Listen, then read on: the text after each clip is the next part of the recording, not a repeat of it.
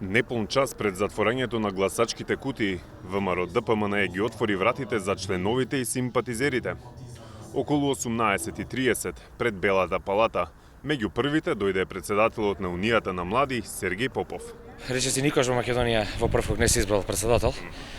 Така да секако очекувањата се големо водство во првиот круг, а секако победа и во вториот круг.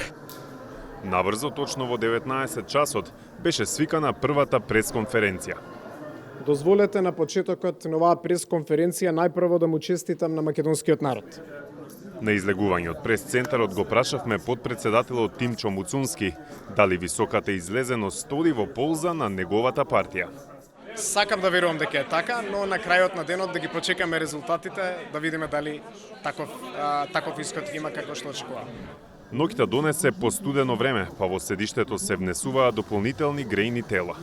Во меѓувреме започнаа да доаѓаат и други високи представници на партијата. Мислам дека се создава бран кој што ќе донесе огромна убедлива победа на ВМРО ДПМНЕ коалицијата за твоја Македонија во вториот круг. Околу 20 часот и 30 минути на страницата на ДИК започна објавувањето на првичните резултати. Големото водство на Гордана Силјановска Давкова ги извади припадниците на Унијата на млади сили пред седиштето.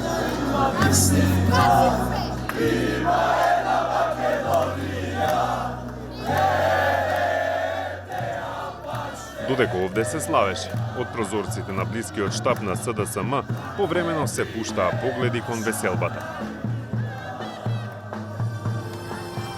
Како што се зголемуваше водството на Силјановска, така растеше еуфоријата кај приврзаниците.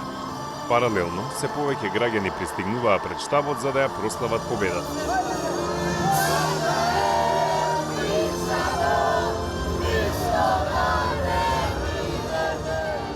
Задоволството не го криеше подпредседателот на ВМРО ДПМНЕ Александар Николовски, кој призна дека изненаден од водството кое во тој момент изнесуваше 160.000 гласа. Добредојдени се сите гласачи кои што сакаат да ја поддржат, така што се расширени за сите кои што сакаат да ја поддржат, освен за двете политички партии кои што се сега во владината коалиција. Прес-центарот започна да се полни, а тоа беше знак дека следува пресконференцијата на кандидатката на ВМРО ДПМНЕ за председателка на државата. Мене ми е јасно дека овој резултат е неверојатно инспиративен за мене. Немам зборови со кои можам да ја изразам благодарноста. На пати дури се срамам, заре можно толку многу луѓе вака да реагираат. Додека Силјановска зборуваше, присутните ја прекинуваа со скандирање.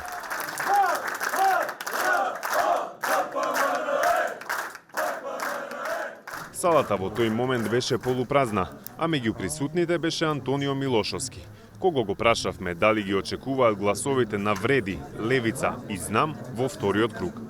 Секој кој што гласал за друга политичка опција, сметаме дека не бил задоволен од актуелниот председател Пендаровски или од актуелната влада и сите се поканети да се придружат во една заедничка и голема победа. Очекуваме опозиционите гласачи да дадат поддршка за Гордана Силјановска Давкова. Полупразната сала брзо се преполни кога на сцената се појави лидерот Христијан Мицкоски. Ветив дека ќе победиме со најмалку 100.000 гласови разлика. Победуваме со повеќе од 170.000.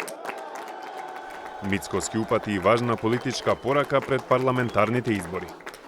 Се слушнав со албанската опозиција, со господинот Арбен Таравари. Му честитав на резултатот и му посакав успешни парламентарни избори и на влада во Македонија. Говорот на Мицкоски се пренесуваше и на видеобимот пред штабот, каде на собраните, кои патем беа во помал број, споредено со некои минати собири, се радуваа играјки пајдушко оро. И додека ВМРО ДПМНЕ славеше, општинскиот штаб на СДСМ остана во мрак. По пресот на лидерот, раководството излезе надвор да прослави со присутните. Меѓу највеселите видливо беше Мицкоски, кој заедно со публиката ја испеа химната од кампањата.